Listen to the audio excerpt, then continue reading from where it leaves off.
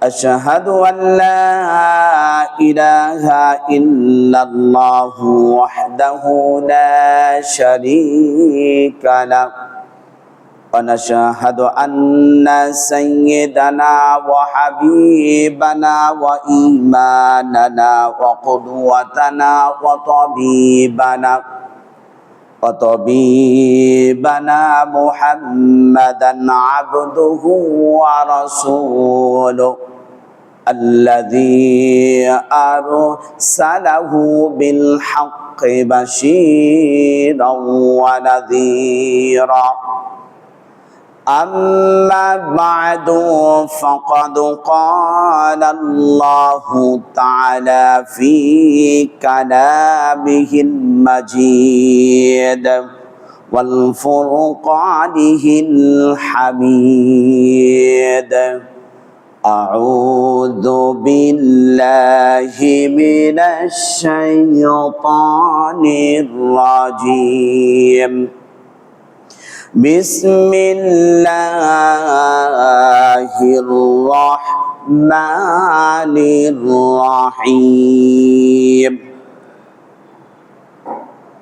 وإذا ألقوا منها مكانا ضيقا مقرنين دعوا هنالك ثبورا لا تدعوا اليوم ثبورا واحدا وادعوا ثبورا كثيرا قال الله تعالى في شأن حبيبه إن الله وملائكته يصلون على النبي يا أيها الذين آمنوا صلوا عليه وسلموا تسليما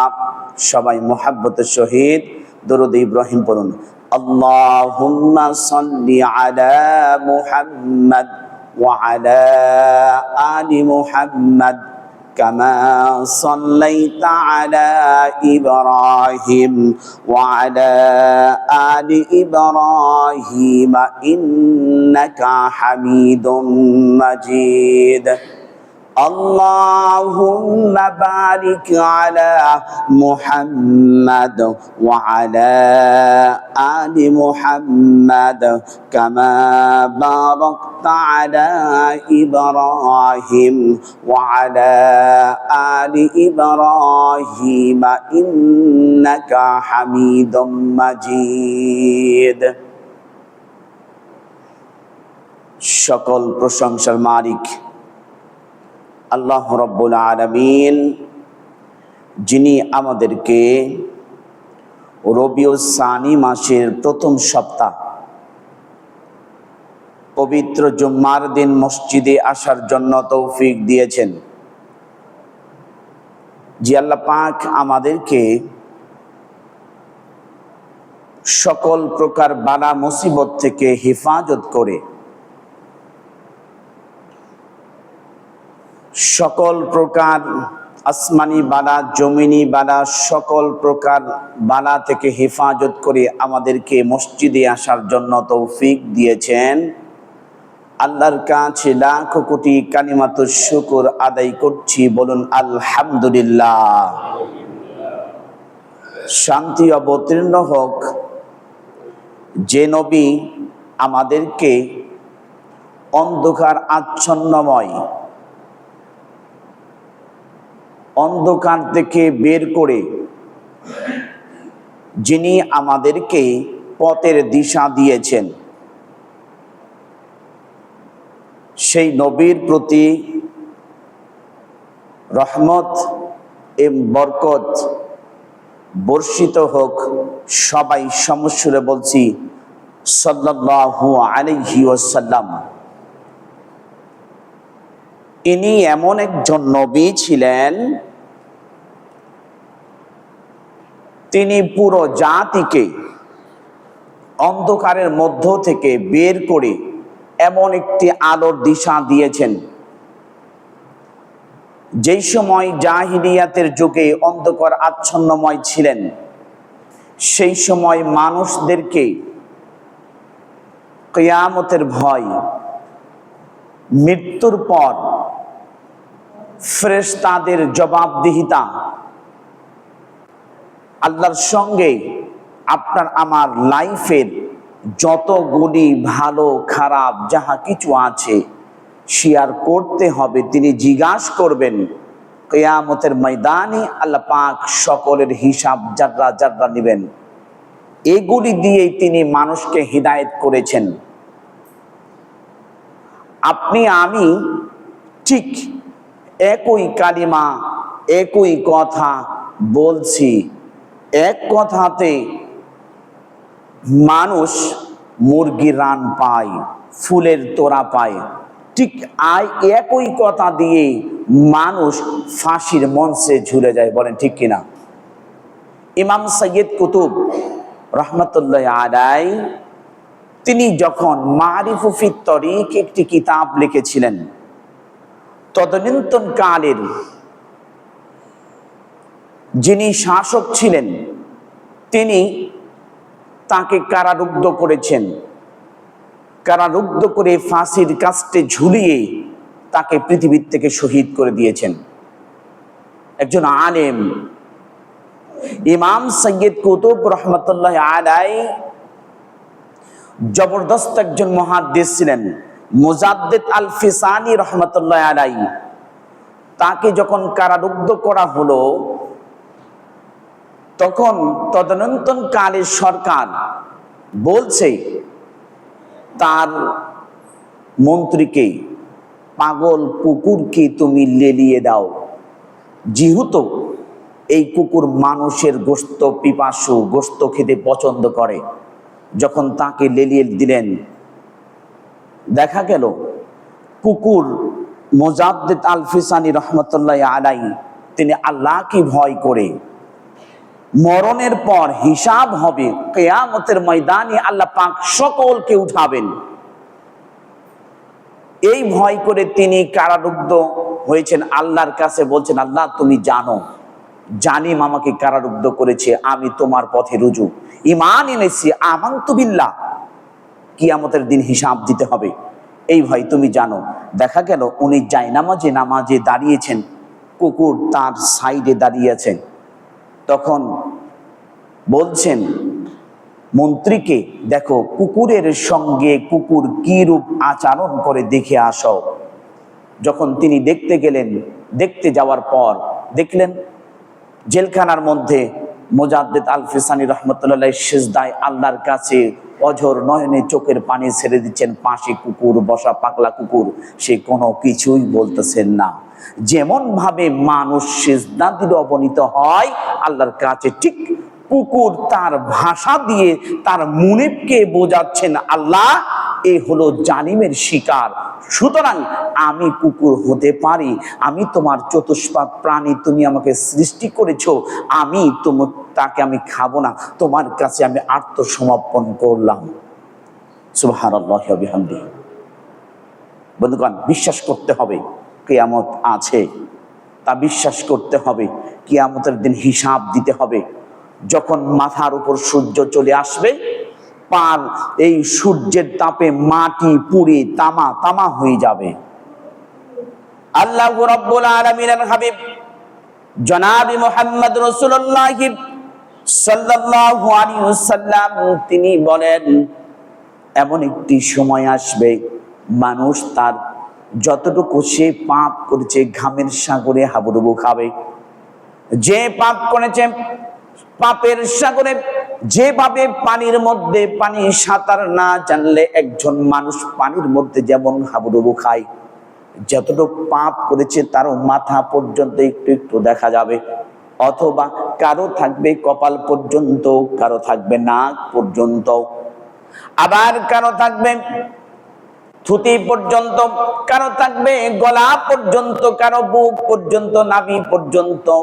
কোমর পর্যন্ত, এমন করে যে যতটুকু ভালো কাজ করেছে আল্লাহ পাকের কুদরতে সেই দিন রক্ষা করবেন। আল্লাহ পাক বলেন ইয়াউমা তারাউনাহা তাযহালু কুল্লু মুরদিআতিন আম্মা আরদাত। সেই দিন স্তন্যদায়িনী মায়েরা, যার পেটে বাচ্চা আছে, ওই বাচ্চাটি যখন গর্ভ খসে পড়ে যাবে, সে একবারও ভাববে না কিভাবে আমার গর্ভ খসে পড়ে গেল, আমার সন্তানটা কিভাবে প্রসব হলো। ওয়াতাদাউ কুল্লু যাতিন হামলিন হামলাহা। গর্ভধারিণী মার তিনি বিক্ষিপ্ত ভাবে যখন ঘোরাফেরা করবেন পাগলের মতো,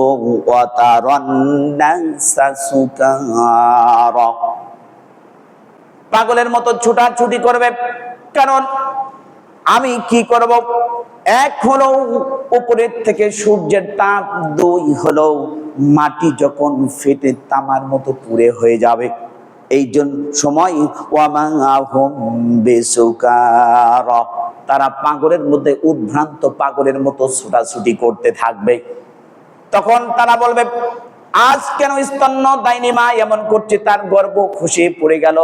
তারা পাগলের মতো ছুটাছুটি করছে, এমন উদ্ভ্রান্ত পাগল, কিন্তু আসলে তারা তো পাগল না। ওয়ালাকিন্না আযাবাল্লাহি শাদীদ।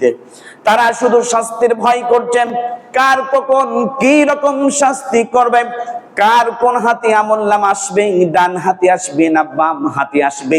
আল্লাহ পাক বলেন সেই দিন ওই ব্যক্তিরা এমন একটি পর্যায়ে চলে আসবে, সকলেই শুধু পাগলের মতো ছুটাছুটি করতে থাকবে শাস্তির জন্য।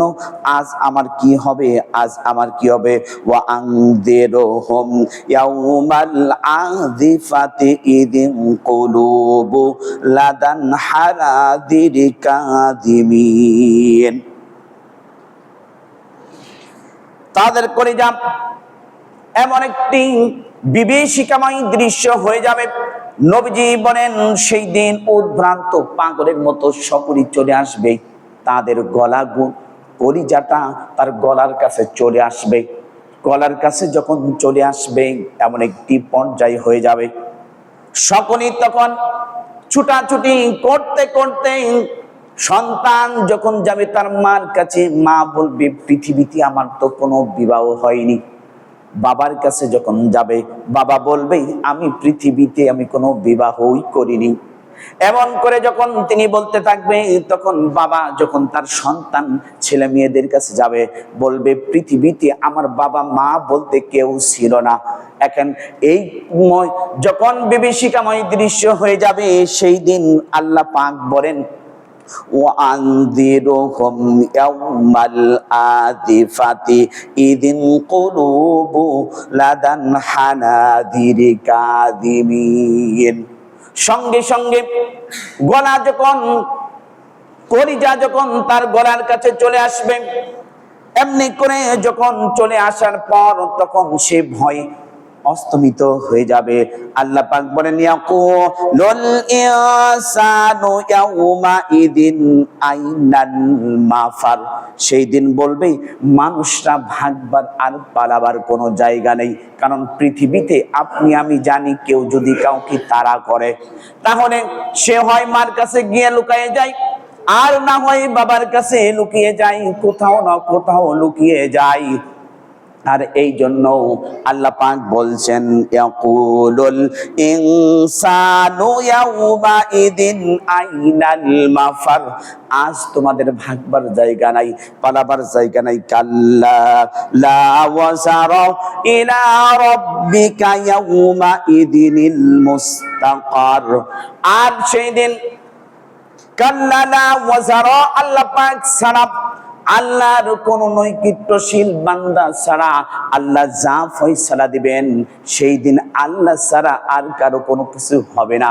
পৃথিবীতে বলি আমার বড় ভাই আছে, আমার দাদা আছে, আমার বাবা আছে, আমার কত না কত ক্ষমতা আছে, টাকা আছে, পয়সা আছে, গাড়ি আছে, যা কিছু আছে ক্ষমতার বলি সব কিছু একাকার করি। আল্লাহ পাক বলেন কাল্লা, কখনোই নয়। আমি আল্লাহ আমার হুকুম ছাড়া, আমার আনুগত্য ছাড়া, আমার নৈকট্যশীল ছাড়া কোন বান্দা সব বুড়ি ভাববার জন্য ব্যস্ত হয়ে যাবে। সেই দিন দেখেন তো ইমামুল আদিল সাত গুন্নিসাম ফি ইবাদাতিল্লাহ আযজা ওয়া জাল্লা রাজুলুন কলবুহু ফিল মাসাজিদ। এই বুখারী মুসলিমের হাদিসটির মধ্যে 7 শ্রেণীর কথা বলেছেন। একজন ইমামুল আদিল, ইনসাফকারী ঈমান, আল্লাহ পাক তাকে কিয়ামতের দিন তাকে আরশের ছায়া দান করে দিবেন। দেখেন তো দেখি ছোট্ট পরিসরে একটি পরিসংখ্যান আসেন। আপনি আপনার সংসারের জন্য ইমাম, আপনার ছেলেরা কতটুকু কিভাবে ইসলামিক মাইন্ডে তার জীবন পরিচালনা করছে, মেয়ে কিভাবে জীবন পরিচালনা করছে, আপনার বিবি কিভাবে জীবন পরিচালনা করছে, আপনি কিভাবে জীবন পরিচালনা করছেন, এইটা যদি আস্তে আস্তে করে যদি আপনি আসেন তাহলে আপনার সঙ্গে যাকে যারা মানে তার পক্ষে যদি সংসারটা পরিচালনা করেন ঠিক এইভাবে। এরপরে গ্রামে আসেন, গ্রাম থেকে ইউনিয়ন আসেন, ইউনিয়ন থেকে পৌরসভাতে আসেন, পৌরসভা থেকে আপনি জেলাতে আসেন, থানায় আসেন, এমন করে আস্তে আস্তে সেক্রেটারিয়ে ক্যান্টনমেন্টে যান। যখন এইটা যাবেন তখন আল্লাহ পাকের হুকুম যদি বাস্তবায়িত হয়, আল্লাহ পাকের হুকুম যদি চলে, তাহলে আল্লাহ পাক বলেন ওয়ালা খাউফুন আলাইহিম ওয়ালা হুম ইয়াহজানুন। কোরআন দিয়ে যারা জীবন ব্যবস্থা সাজিয়ে নিয়েছে, জীবন পরিচালনা করেছেন, তাদের থাকার, কোনো খাওয়ার, কোনো চিন্তা, চিকিৎসা, বাসস্থানের কোনো ভয় নেই। আমি আল্লাহ আমাকে ভয় করে যারা করেছে, আমি সকলের জিম্মাদার, আমি নিজে আল্লাহ হয়ে গেলাম। সুবহানাল্লাহ। এরপরে দেখেন আবার বলছেন وَإِذَا أَرَدْنَاهُمْ مِنْ مَكَانٍ بَعِيدٍ سَمِعُوا لَهَا تَغَيُّظًا وَزَفِيرًا। আল্লাহ পাক বলেন যখন তারা বিরাট একটি আওয়াজ শুনতে পাবে, জাহান্নামের ক্রোধের আওয়াজ, জাহান্নাম ফেটে পড়ার মতো এমন একটি কিছু সামিউলাহা, যখন তারা কানে শ্রবণ করবে তখন তাদের কলিজাটা এমন গলার কাছে চলে আসবে। বিশ্বনবী জনাবি মুহাম্মদ রাসূলুল্লাহ সাল্লাল্লাহু আলাইহি ওয়াসাল্লামের মেয়ে আয়েশা সিদ্দিকা ফাতিমাতুজ জোহরা জিজ্ঞাসা করেছেন, ইয়া রাসূলুল্লাহ, হাবিবাল্লাহ, সেই দিন বিচার হবে কিসের ভিত্তিতে? তখন বলছেন, শোনো, পৃথিবীর মানুষরা মনে করে তাদের কোনো বাবার কথাতে হয়তো বিচার হবে, তার মার কথাতে হয়তো বিচার হবে, তার স্বামীর কথাতে হয়তো বিচার হবে, কোনো না কোনো বড় ভাইয়ের কথাতে বিচার হবে। আল্লাহ পাকের হাবিব বলেন, ও ফাতেমা শোনো, কুরসিন কালাম এটাও হবে না। তোমার যদি আমল ভালো হয় আল্লাহ পাক তোমাকে বেকুচুর ছেড়ে দিবেন, আর যদি ভালো না হয় তোমাকে জাহান্নামের দিকে ধাক্কায়া ধাক্কায়া নিয়ে যাবে। এই জন্য আল্লাহ পাক বলেছেন, ওয়া ইযা উলকু মিনহা মাকানান দায়কাম মুকাররানিনা দাউ হুনালিকা সুবুরা।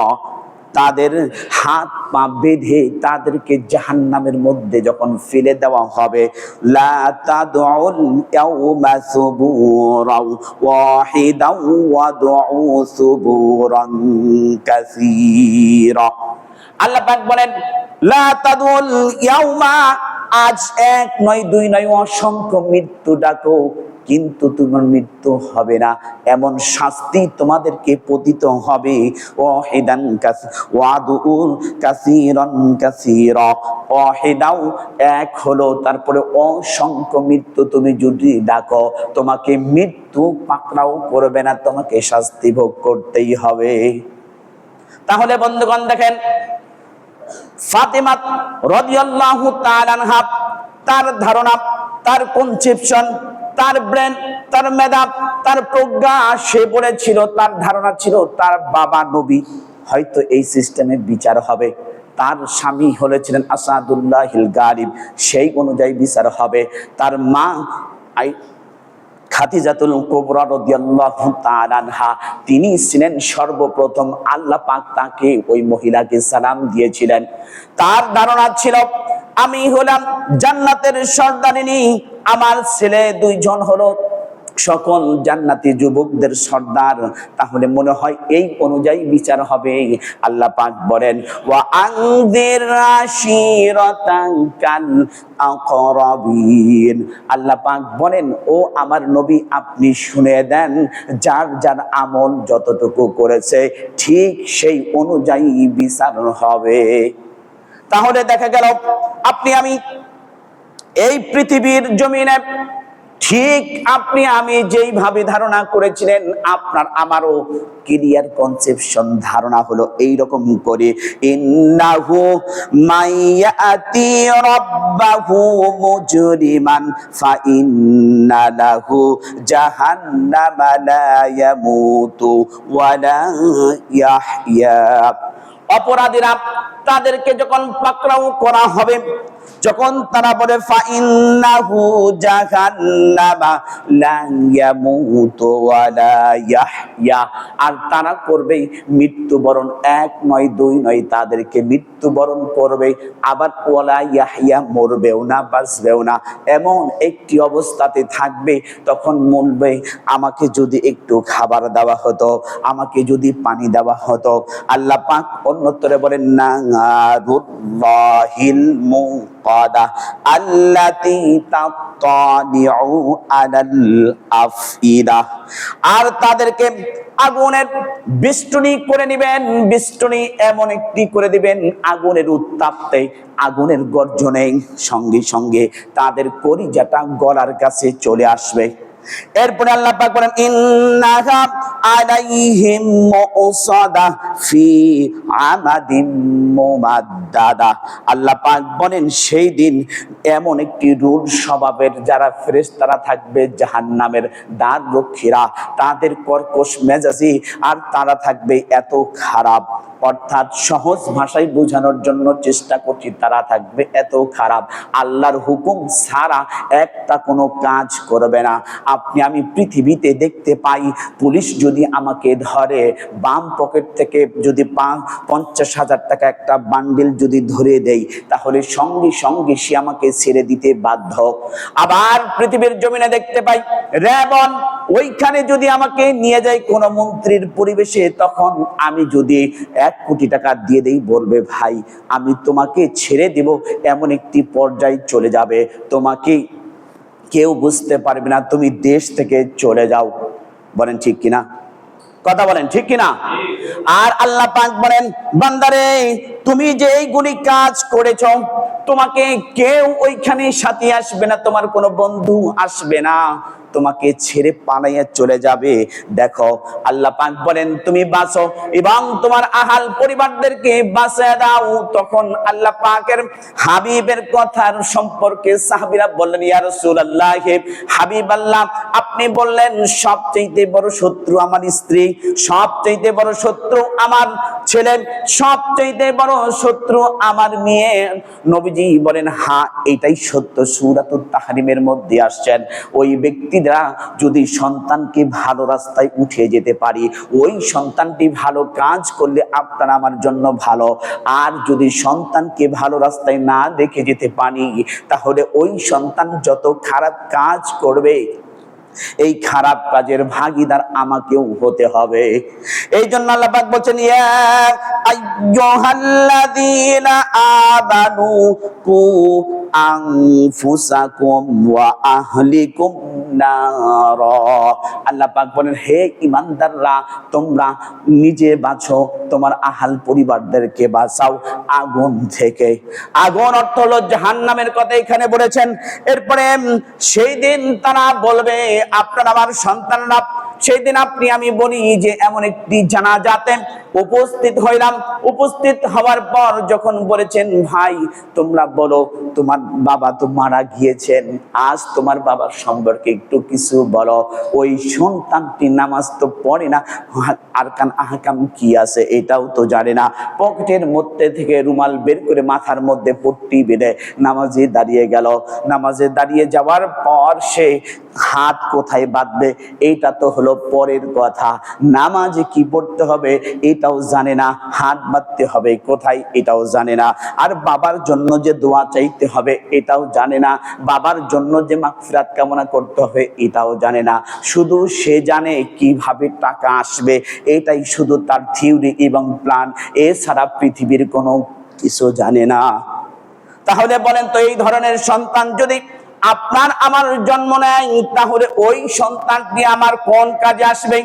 এই জন্য আল্লাহ পাক বলেন, কাফেররা বলতো, ওয়াকালাল্লাযীনা কাফারু রাব্বানা আরিনাল্লাযাইনি আযাল্লানা মিনাল জিন্নি ওয়াল ইনস। কাফেররা বলতো, যারা পথভ্রষ্ট হয়ে গেছে, পথ থেকে ছিটে পড়ে চলে গেছে, তখন তারা বলতো, রব্বুল আলামিন আমাদেরকে জাহান্নামে যেহেতু দিবেন, ঠিক আছে, আপনার উপর দিয়ে আমার কোনো কথা বলার নেই। কিন্তু তাহলে আপনি আমাদের অভিভাবকরা কোথায় ছিল?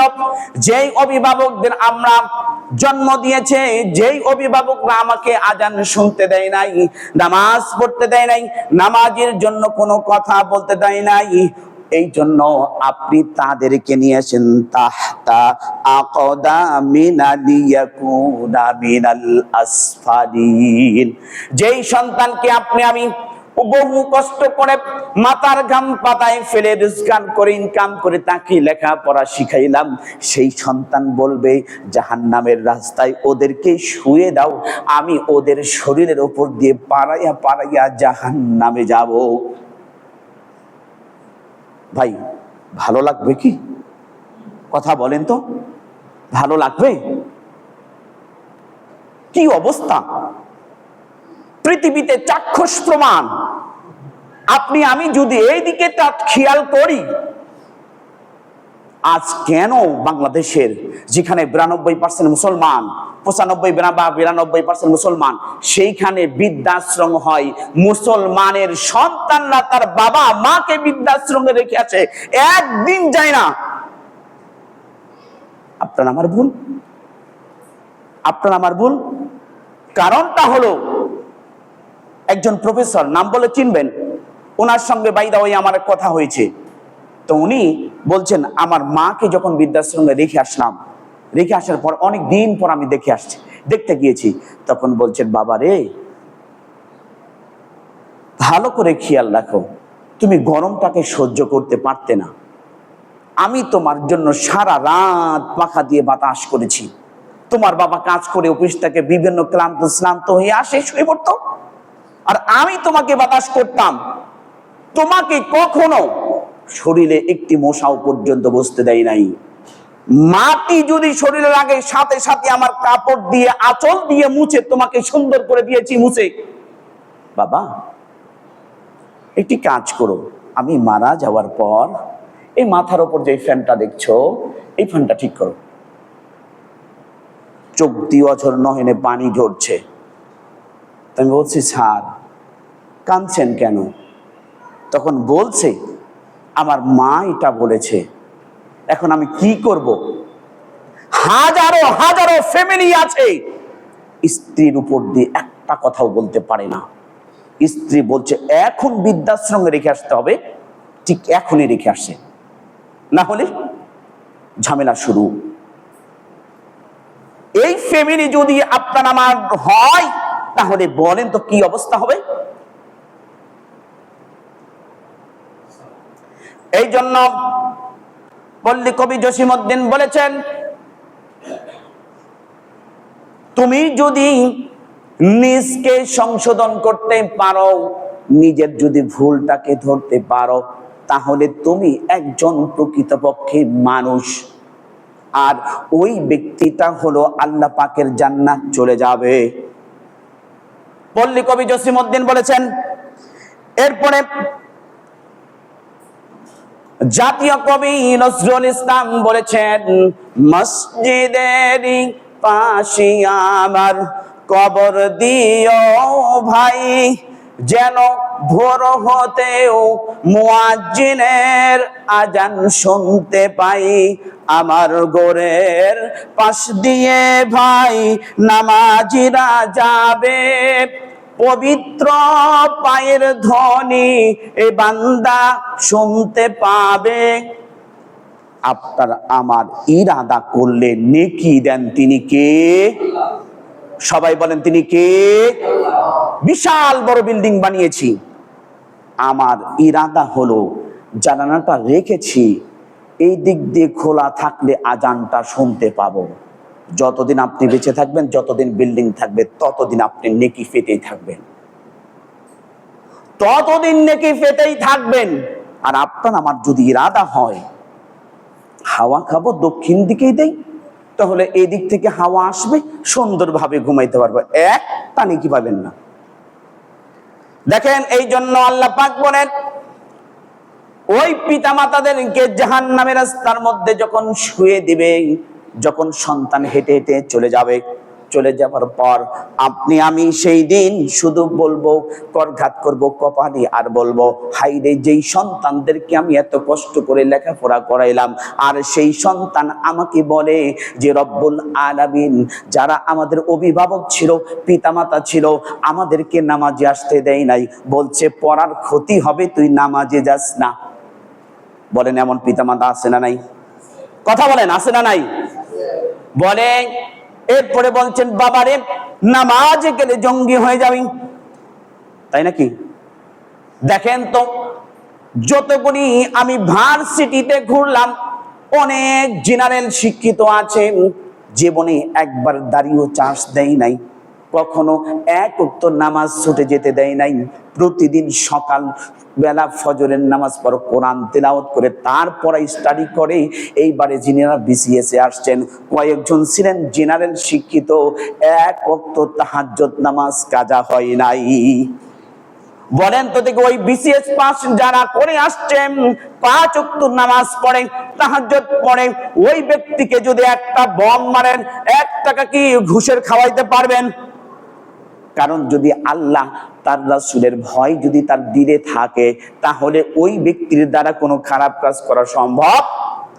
এই জন্য আল্লাহ পাক বলেছেন, আলাইহা মালাইকাতুন গিলাদুন শিদাদুল লা ইয়াসুনাল্লাহা মা আমারাহুম ওয়া ইয়াফআলুনা ইউমারুন। আলাইহা মালাইকাতুন গিলাদুন শিদাদুন লা ইয়াসুনাল্লাহা মা আমারাহুম, আর ফেরেশতারা এমন এক রুল স্বভাবের, এত কর্কশ মেজাজি, তাদেরকে দিবে ফেলে। লা ইয়াসুনাল্লাহ মা ইয়াফআলুন, এমন করবে যা আপনি আমি কখনো শুনিনি। আল্লাহর হুকুম ছাড়া পৃথিবীতে কারো কোনো কথা শুনবে না, কোনো বান্দার কথা শুনবে না ফেরেশতারা। বলেন তো দেখি, আপনার আমার শাস্তি থেকে লাঘব পাওয়ার জন্য একটি সুমারি যথেষ্ট। আমি 1 ঘন্টা অথবা সূর্য উদিত হওয়ার পর, আজকে পবিত্র জুম্মার দিন, রবিউল সানি মাসের প্রথম সপ্তাহ, বলেন তো কতগুলি ভালো কাজ করেছি, কয় রাকাত নফল পড়েছি? একটু নিজেকে বিবেকে প্রশ্ন করেন, আজকে কি আমি ফজরের নামাজ কি পড়েছি? আজ পবিত্র জুম্মার দিন আমি আসছি নামাজ পড়তে, কারণ 3 শুক্রবার না কয় শুক্রবার ছুটে গেলে বলে বউ তালাক হয়, এই ডরে আমরা আসি এখন নামাজে। কারণ আমার বউটা যদি তালাক হয়, আমি যদি বউ না পাই, তো এই জন্য আল্লাহকে বেমালুম ভুলে গিয়েছি। দেখেন, এরপর সমাজ আমাকে কি বলবে, আমার ছেলে মেয়ে কি বলবে, বিয়াই কি বলবে, কারণ নতুন বিবাহ দিছি তো, এই জন্য বিয়াই যদি আমাকে কিছু বলে, বিয়াই পবিত্র জুম্মার দিন একটু নামাজে গেলেন না, এটা কেমন শোনা যায়? দেখেন, আপনি আমি বেমালুম আল্লাহকে ভুলে গেছি। আপনারা আমার জন্য সুন্দর সুন্দর জামা কাপড় বানিয়েছি, আল্লাহও সুন্দর সুন্দর আপনাদের জন্য আমার জন্য জামা কাপড় বানাচ্ছে। একটু দেখেন, খেয়াল করেন, একটু কোরআনুল কারীমের দিকে দেখেন। ফাল্লাযীনা কাফারু কুত্তিয়াত সাইয়ুহুম মিন নার। আল্লাহ পাক বলেন জাহান্নামের আগুনকে কাপড়ে পরিণত করবেন। কাপড়ে পরিণত করার পর ইহা যেমন দর্জিরা কাটিং মাস্টারের মতো সুন্দর করে জামা কেটে দেয়, জামা কাটার পর সেলাই হয়ে যাবে। সেলাই হয়ে যাওয়ার পর তার শরীরের মধ্যে পরিধান করে দিবেন। এখন বলেন তো আপনি আমি কি মাটির মানুষ কিনা? কথা বলেন। আপনার আমার দেহটা মাটি দিয়ে গড়ানো কিনা? বানিয়েছেন কে? সেই আল্লাহ পাক বলছেন ফাল্লাযীনা কাফারু কুত্তিয়াত লাহুম সিয়াবুহুম মিন নার। আল্লাহ পাক বলেন আমি আগুনকে তাদের জন্য জামা বানিয়ে দেব। কুল্লামা নাদিদাত জুলুদুহুম বাদদাল্লাহুম জুলুদান গায়রাহা লিয়াযুকুল আযাব। আল্লাহ পাক বলেন তাদের জন্য এই আগুনটাকে যখন পরিধান করে দিবেন, জামাটা পরিধান করার পর সঙ্গে সঙ্গে তার শরীর পুড়ে ছাই হয়ে যাবে। ছাই হয়ে যাওয়ার পর আর শরীরের মধ্যে আবার নতুন করে চামড়া দিয়ে দিবেন। দিয়ে দিবার পর আবার পুড়ে যাবে, আবার নতুন করে দিবে। বলেন তো পৃথিবীর আগুন মাত্র যেটা মোমবাতি বলেন, ল্যাম্প বলেন, কুফি বলেন, যেটাই বলেন না কেন, যার যার ভাষায় বোঝার চেষ্টা করেন। যখন আপনার আঙ্গুলটা দিলেন পৃথিবীর আগুনে, দেওয়ার পর আপনার আঙ্গুলটাই শুধু পুড়ে যাবে, এর বেশি কিছু নয়। কিন্তু আল্লাহ পাক বলেন সেই দিন আমার এমন একটি হবে জাহান্নামের আগুন লাগতে দেরি, চোখের পলকে পুরা শরীর ভস্ম হতে দেরি নাই। আল্লাহু আকবার। আপনার আমার জীবনটা কেমন? কত প্রকার লোশন দিচ্ছে, যে শীতকাল আসছে, সব রকমের লোশন সেন্ট দিতেই হবে, কারণ শরীরে তো গন্ধ হয়, না দিলে কেমন হয়? এই শরীরটাকে, এই দেহটাকে কত সাবান দিয়ে, কত কাপড় দিয়ে সুন্দর করে সাজিয়েছি, গুছিয়েছি, আর আপনি আমি বলছি যে এটাই তো শেষ, এটাই তো শেষ। ইং ড্রিং ক্যান বি মেরি। আপনি আমি মনে করি খাও দাও ফুর্তি করো, দুনিয়াটাই মস্ত বড়। আছে কি? পৃথিবীতে কেউ স্থায়ী হয় না, হোক কিবা নমরুদ কিবা ফিরাউন, চিরকাল ভবে কেউ রয় না। বলে ঠিক কিনা? আছে কোটি কোটি টাকার মালিক, ক্ষমতাশালী কেউ পৃথিবীতে নেই, সব চলে যাব। আল্লাহ পাক বলেন তারা বলবে আমাকে যদি এমন একটি সময় হতো যেই সময়টার মধ্যে আপনার আমার যে অনেক ক্লান্ত হয়ে গেছি, উত্তাপ তার সহ্য হয় না, আমাকে যদি একটু পানি পান করানো হতো। তুসকা মিন আইনিন আদিয়া। যখন তাদেরকে পানি পান করানো হবে, এমন একটি ফুটান্ত পানি, ওই পানিটি খাবার পর পায়খানার রাস্তা দিয়ে মানুষের নাড়ি ভুঁড়ি বার হয়ে যাবে। জোরে বলুন আল্লাহু আকবার। আপনি আমি সামান্য চায়ের পানি একটু যদি বেশি গরম হয় খেতে পারি না, আর আল্লাহ পাক বলেন ওর থেকে লক্ষ লক্ষ কোটি কোটি গুণ বেশি গরম ওই পানিটি তাকে খেতে দিব। খাবে না, জোর করে খাওয়াই দিবেন। তার পিছনের রাস্তা দিয়ে, পায়খানা রাস্তা দিয়ে তার নাড়ি ভুঁড়ি গলে পানির মতো হয়ে বের হয়ে যাবে। এরপরে আল্লাহ পাক বলেছেন লাইসা লাহুম তাআমুন ইল্লা মিন দারিক। আল্লাহু আকবার। আল্লাহ পাক বলেন তাদেরকে এমন কিছু বৃক্ষ তাদেরকে খেতে দিবেন, কাঁটাদার বৃক্ষ, তারা খেতে পারবে না। না খাওয়ার কোনো জায়গা ইসমিনু ওয়ালা ইউনি মিন জু। তা খাবার পর তাদের শরীরের ক্ষুধাও নিবৃত্ত হবে না, তার শরীরটাকে পরিতুষ্ট হবে না। তাহলে বন্ধুগণ, আপনি আমি পৃথিবীর কেমন একটি জীবন তৈরি করলাম যেই এমন জীবন তৈরি করেছি, যেই জীবনটাকে যদি আমাকে আগুনের মধ্যে জ্বালাইতে হয়, পৃথিবীতেও কষ্ট করলাম, মৃত্যুর পরেও আবার কিয়ামতের ময়দানে ওঠার পর যখন হিসাব নিকাশ শেষ হয়ে যাবে, তখন জাহান্নামের দিকে দিয়ে দেবেন। যার বাম হাতে আসবে তার নিশ্চিত জাহান্নামে চলে যাবে, আর যার ডান হাতে চলে আসবে নিশ্চিত আল্লাহ পাক তাকে জান্নাতুল ফিরদাউস নসিব করে দেবেন। বলুন আমিন। আল্লাহ পাক আমাদের সকলকে জান্নাতুল ফিরদাউসের মেহমান বানিয়ে দেখ, বলুন আমিন। জাগা জি লাগানে কে লিয়ে এ দুনিয়া নেহি হ্যায় কে ইবরত কে চাহে তামাশা নেহি হ্যায়। আল্লামা ইকবাল বলেন যে পৃথিবীটা কোনো খেল তামাশা করার জায়গা না, পৃথিবীটা হলো আমলের একটি জায়গা, পৃথিবীটা হলো ইবরত হাসিল করার জায়গা, পৃথিবীর থেকে শুধু ইনকাম করণের জায়গা। আপনি আমি চাকরি করি, ব্যবসা বাণিজ্য করি, কাজকর্ম করি, কৃষি কাজ করি, দুটি পয়সা ইনকামের জন্য। আল্লাহ পাক বলেন দুটি পয়সা ইনকামের জন্য তুমি যদি ব্যবসা বাণিজ্য সব কিছু করে থাকো, তাহলে বান্দা পৃথিবীটা তোমার জন্য শস্য ক্ষেত সমতুল্য। ওইখান থেকে যত ভালো কাজ করে নিতে পারবা, আমলে সলিহ করে নিতে পারবা, তত তোমার জন্য জান্নাত তত প্রস্তুত করে দিবে। সুবহানাল্লাহ।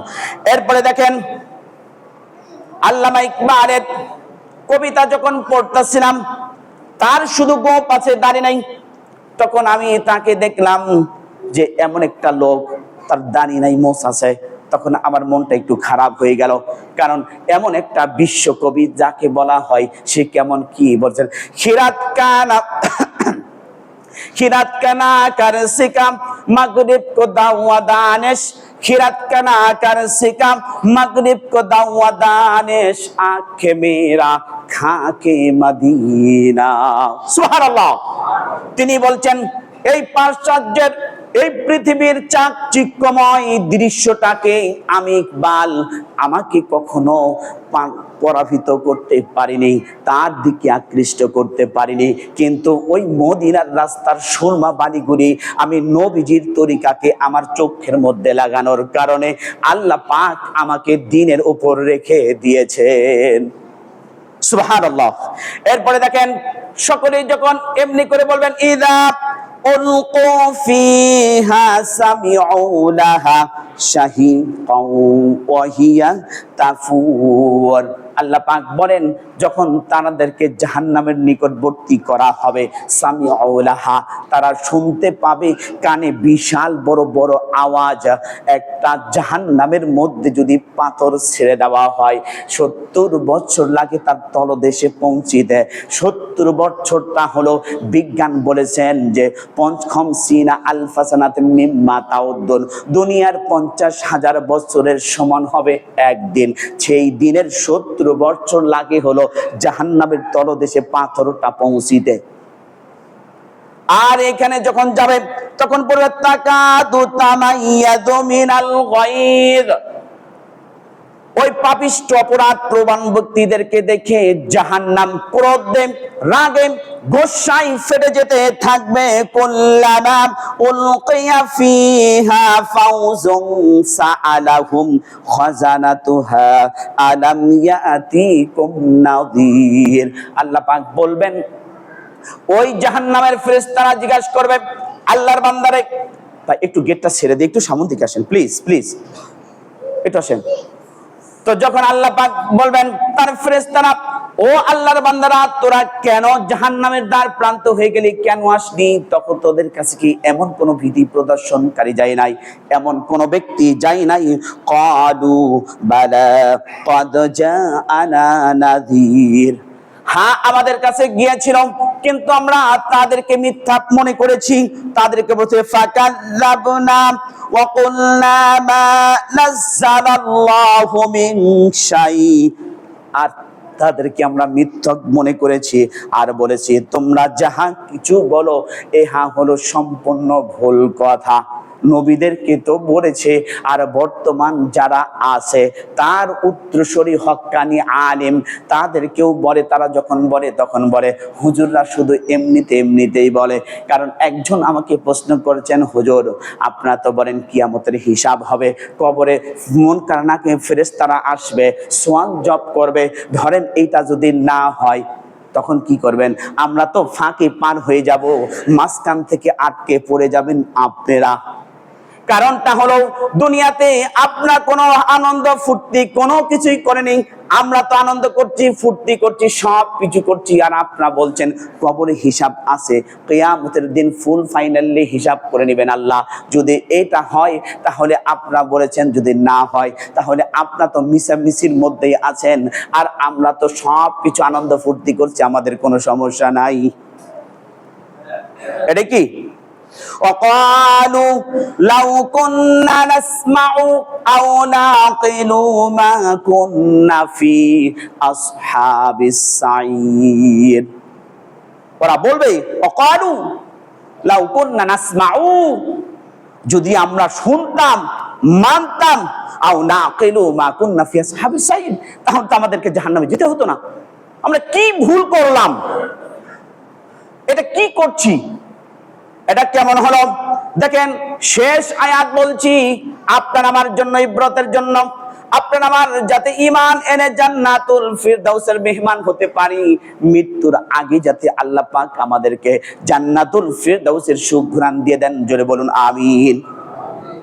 ইন্নাল্লাযীনা কাযযাবু বিআয়াতিনা ওয়াস্তাকবারু আনহা লা তুফাত্তাহু লাহুম আবওয়াবুস সামাই ওয়া লা ইয়াদখুলুনাল জান্নাতা হাত্তা ইয়ালিজাল জামালু ফি সাম্মিল খিয়াত। নিশ্চয় যাহারা কাযযাবু বিআয়াতিনা, আমাকে অস্বীকার করেছে, কিয়ামতকে অস্বীকার করেছে, আমার নবীকে অস্বীকার করেছে, আনহালা তুফাত্তাহু লাহুম আবওয়াবুস সামা, তাদের জন্য আসমানের দরজা খোলা হবে না, ওয়ালা ইয়াদখুলুনাল জান্নাতা, আর তাদের জন্য জান্নাতের দরজা খোলা হবে না, হাত্তা ইয়ারিজাল জামালু ফি সাম্মিল খিয়াত, এমন কি হতে পারে সূর্যের ছিদ্র দিয়ে উট প্রবেশ করতেও পারে, কিন্তু আল্লাহ যা বলেছেন তাই অটল থাকবে, এর কোনো ভুল হবে না। বন্ধুগণ, আপনাকে আমাকে জীবন পরিবর্তন করতে হবে, এর বিকল্প পদ্ধতি নেই। যেভাবে চলছি এটাকে জীবন বলে না, জীবন বলেনি। একই বিছানাতে আমি শুয়ে আছি, আমার বিবিও শুয়ে আছি, আমার বিবির মনটা একবার বললো না জামাইকে একটু ধাক্কা দিয়ে উঠাই, আর জামাইয়ের কোনোদিন মনে একবারও বললো না আমার বিবিকে একটু ধাক্কা দিয়ে উঠাই। সূর্য উঠেছে, সূর্য উঠেছে পূব আকাশে, এই সূর্য উঠতে চায় না, আপনাকে আমাকে আলো দিতে চায় না। 70,000 ফেরেশতা দিয়ে আল্লাহ শিকল দিয়ে এই সূর্যকে টেনে উঠায় দেন। সূর্য বলে আল্লাহ পৃথিবীতে এমন কুলঙ্গারদেরকে আমি সূর্য আলো দিতে চাই না, ওরাও সৃষ্টি আমিও সৃষ্টি, আমি তোমার হুকুম মেনে পূব আকাশে উঠি, পশ্চিম আকাশে অস্তমিত চাই, আর ওরা এমন যাকে সৃষ্টি শ্রেষ্ঠ হিসাবে তৈরি করেছো, অথচ তারা তোমার ডাকে সাড়া দিচ্ছে না। বেনামাজিকে দেখে কুকুর পর্যন্ত ভয় পায়। দেখবেন কিতাবের নাম বলছি, ইয়াহইয়া উলুমুদ্দিন ইমাম গাজ্জালী রাহমাতুল্লাহ বলছেন, কুকুর পর্যন্ত বলে, যেই কুকুরকে আপনি আমি লালন পালন করি, এই কুকুর বলে বেনামাজির সামনে তুমি আমাকে ফেলো না, আল্লাহ পিছন পাট যেন দেখে। বলেন তো কুকুরের পিছন পাট দেখা কি ভালো? বিড়াল বলছে তুমি আমাকে সুন্দর করে বানিয়েছো, ওর কাছে আমাকে মালিক বানিয়ে না, ও আমার মনিব হবে, এটা আমি চাই না। পৃথিবীতে সবচেয়ে বিষাক্ত সাপ কিংকোবরা, আর যত কিছু দামি সাপ আছে না কেন, যার এমনও সাপ আছে শুধু তার রাগে তার মুখ থেকে বিষ ছুঁড়ে দিলে ওই মানুষটা যে কোনো সময় মারা যাবে। আর ওই সাপ পর্যন্ত বলে তোমার হুকুম যারা মানে না, যারা সালাত আদায় করে না, ওই ব্যক্তিদের সামনে তুমি আমাকে ফেলো না। আমরা শ্রেষ্ঠ জাতি না? আমরা কি শ্রেষ্ঠ উম্মত না? তাহলে কি বলছে দেখেন তো, কি বললো। আরেকটি, আপনি আমি দেখতে পাই কুকুর পা উঠাইয়া প্রস্রাব করে। দেখেন বাস্তবতা, কুকুর পা উঠাইয়া প্রস্রাব করে, মানুষ দাঁড়িয়ে প্রস্রাব করে। ছাগল দু পা ছড়াই দিয়ে প্রস্রাব করে, মানুষ প্রস্রাব ছাড়াই প্রস্রাব করে হাঁটতেছে, ওর মতো ও চলতেছে। বিশ্বাস যদি না করেন, আল্লাহু আলাম, আল্লাহ পাক আমাদের সকলকে হেদায়েত নসিব করুক। গতকালকে আমি একটি বিশেষ কাজে আমি যখন নামাজ পড়তে পারিনি, আমি আসছি সোসাইটির মোড়ে, ওইখান থেকে শান্তির মোড় না কি যেন বলে, যে কয়েকটি দোকান আছে। আসলে কি আপনাদের এলাকার এখনো আমি পুরাপুরি জায়গার নাম মুখস্থ করে ছাড়তে পারিনি। ওইখান থেকে দেখি বেচারা স্বাস্থ্যবান, সে প্রস্রাব করতেছে আর হাঁটতেছে। আমার মন বলল যে সাইকেল রেখে ওরে একটা কিছু করি। তখন আমি চিন্তা করলাম যে এটা তো ইসলামিক স্টেট নয়, হয়তো আমি নসিহত করতে পারি। এরপরে দেখেন, আপনি আমি দাঁড়িয়ে প্রস্রাব করছি, কুকুরও দাঁড়িয়ে প্রস্রাব করছে। কুকুরের ভাষা বলছে আমি প্রস্রাব করছি ওয়ানের মধ্যে গাছের শরীরে, এই কারণে আল্লাহর বান্দারা সিজদা দিবে সুদ উজুদাস রাহমাতাল লিল আলামিন মসজিদে উহামা সুদরহে জমিন। আপনার আমার সন্তান আমার সামনে দাঁড়িয়ে ওয়াশরুমে প্রস্রাব করছে, আর এটা হলো বর্তমান ক্যাটালগে যে আমার আপনি আমি বলছি নিজেকে হাই সোসাইটি হিসেবে দাবি করছি, ঠিক আপনি এমন ভাবে হাই কমর তৈরি করেছি যে আমাকে দাঁড়িয়ে প্রস্রাব করতে বাধ্য।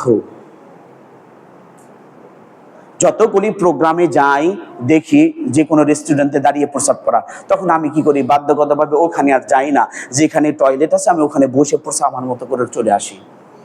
এছাড়া কোনো বুদ্ধি নেই ভাই। বিধর্মী আপনাকে চাইবে যে বিভিন্ন বিপদের দিকে ঠেলে দিতে, আপনি ওইটাকে উল্টায়ে ইমানের দিকে, ইসলামের দিকে ধাবিত করতে হবে। এটাই নিয়ম। আপনার আমার বাচ্চা দাঁড়িয়ে প্রস্রাব করছে, আবার পানি খাচ্ছে দাঁড়িয়ে। বিজ্ঞান বলছেন যে কোনো সময় ওই ব্যক্তির নার ফেটে যাবে, পাকস্থলী ফেটে যাবে। দাঁড়িয়ে পানি পান করতে আল্লাহ নবী সাল্লাল্লাহু আলাইহি ওয়াসাল্লাম নিষেধ করেছেন। এক গ্লাস পানি খেতে 5টা নিয়ম পালন করতে হয়। আপনি আমি মুসলমানের ঘরে জন্ম, একটা নিয়ম পালন করি না। আমি পানি খাই বাম হাতে, বলে ঠিক কিনা? চা খাচ্ছি ডান বাম হাতে, আর বিড়ি খাচ্ছি ডান হাতে। আবার বলছি একটা বিস্কিট দেও না, ঠিক না? একটা বিস্কিট দেও না, মানে পান খাচ্ছে, বিস্কিট খাচ্ছে, আবার ওইখানে চা খাচ্ছে, আবার পানিও খাচ্ছে। এটা কি মানুষ? এটা কি মানুষ? বুঝে আসে না আমার।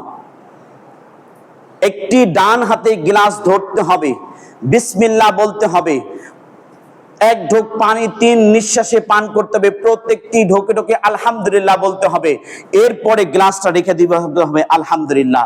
এই 5টি নিয়ম মানুষকে ফলো করতে হবে। আর আপনি আমি তো ফলো করা তো থাক দূরের কথা, খাবার দোয়াটাও বলে না, ইচ্ছা মতো আমার মতো খাইতেই থাকে। আমি মনে করি এটাই আমার সবকিছু। ভাই আল্লাহর হস্তে মাফ করবেন, আপনাদের দুটো পায়ে ধরে বলি ভাই, কারণ আপনাদের এখানে থাকি, খাই, পড়ি। আমি মনে করি আজকে মসজিদটা যেমন ভাবে সুন্দর জমজমাট হয়েছে, এইটা যাতে জান্নাতের মধ্যে হয়, আমি এই আশা এই আকাঙ্ক্ষা নিয়ে বয়ান করি ভাই। আর এই আশা আকাঙ্ক্ষা নিয়ে আমি প্রতি শুক্রবারে নোট করি, সম্পর্কে হলেও 52 থেকে 55 ঘন্টা আমাকে পড়তে হয়। 52 থেকে 55 ঘন্টা পড়তে হয়, এটা সর্বনিম্ন। এছাড়া আমি কোনো একটা বয়ান নোট করতে পারি না, কারণ এর যোগ্যতা, এর সার, এর মান কতটুকু নির্ভরযোগ্য আছে সেটাকে সবকিছু তৈরি করে বের করতে হয়। আজকে আমি সূরাতুল ফুরকানের 13 নম্বর আয়াত পর্যন্ত বলেছি, এরপর আগামী শুক্রবার পরেরটা বলবো ইনশাআল্লাহ। আপনাদের সকলের কাছে দোয়া চাই, কোরআন এবং সহিহ হাদিস থেকে যাতে আমি আপনাদের সামনে উপস্থাপন করতে পারি। আর আল্লাহ যদি কোনো আমার শয়তানের প্রবঞ্চনায় বলে যদি মেধার মধ্যে কোনো ভুল কথা আসে, আল্লাহ পাক যেন আমার স্মৃতি থেকে সেটা মুছিয়ে দেন, আর হক যেটা আছে সেটা যেন আমাকে বলার তৌফিক দেন। বলুন আমিন।